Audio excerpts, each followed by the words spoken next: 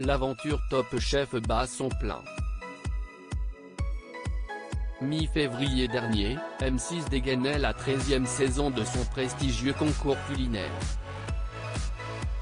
Un mois plus tard, la compétition fait rage, et CIST de plus en plus difficile de voir l'un des candidats partir. Ce mercredi 23 mars, CIST une épreuve très appréciée tant par les cuisiniers que par les téléspectateurs que dévoilait la chaîne, le qui peut battre Philippe Etchebest et Paul Perret. À l'issue des deux étapes puis de la dernière chance, CIST Ambroise Voreux qui a été éliminé. Après Logan de Puite, le gang des casquettes perd donc un nouveau membre. Un coup dur pour le jeune homme de 26 ans. Top Chef, CIST quelque chose qu'on ne vit qu'une seule fois dans sa vie. J'ai un parcours assez atypique, puisque j'ai 25 ans et j'ai ouvert mon propre restaurant à 19 ans. J'ai toujours énormément bossé et d'être dans Top Chef, CIST la consécration ultime de ce travail. Je sens que j'ai une place à défendre, un rôle à jouer, confiait-il avant son élimination. D'autant que jusqu'à présent son parcours était parfait, se qualifiant régulièrement dès la première épreuve de chaque émission. Mais cette dernière chance lui aura été fatale. Retour sur ce numéro de Top Chef lors duquel Ambroise Voreux a chuté. Pour cet épisode particulier, les brigades ont été mixées. Mais attention, en cas de défaite, le binôme de la dernière chance se retrouvait alors l'un contre l'autre. Pour l'occasion, le poulain de Paul Perret faisait équipe avec Sébastien de l'équipe de Philippe Etchebest. Un duo qui espérait remporter la victoire face à leurs chefs respectifs. Tout a en effet débuté avec le fameux qui peut battre Philippe Etchebest et Paul Perret, sur le thème des champignons. Pour la première fois, les chefs devaient réaliser non pas une mais deux assiettes. Un système de points a été instauré, si les binômes battaient les deux assiettes des chefs, ils remportaient 4 points ou seulement 2 s'ils ne se classaient que devant une de leurs assiettes. Seul Glenneviel n'était pas dans la confidence de cette épreuve.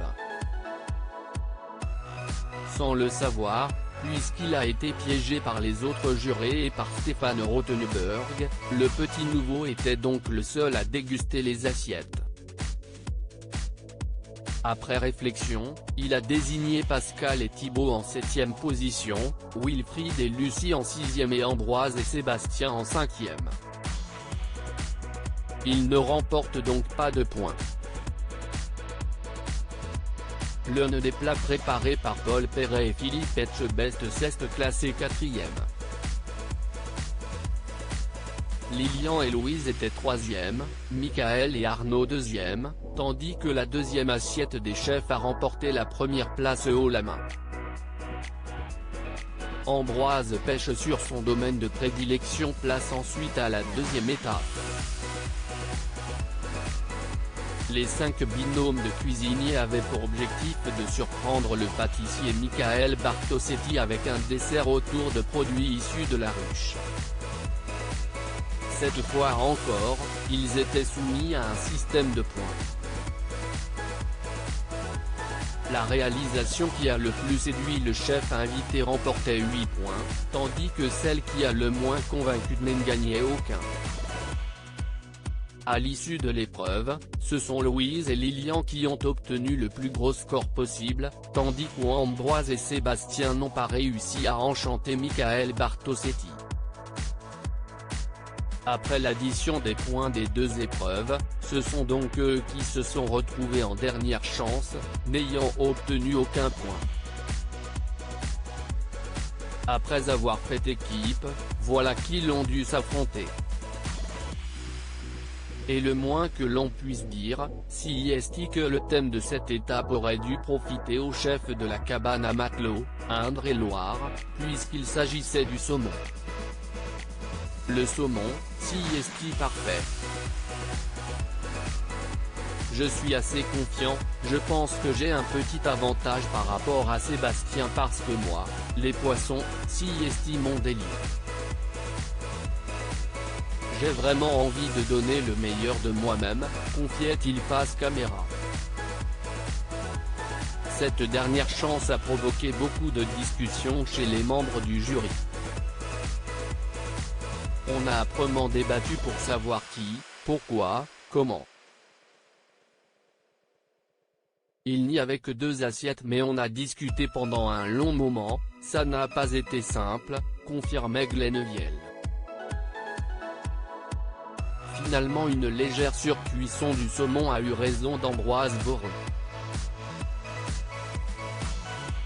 Après 6 semaines de compétition, le jeune chef a donc été contraint de raccrocher son tablier et ranger ses couteaux.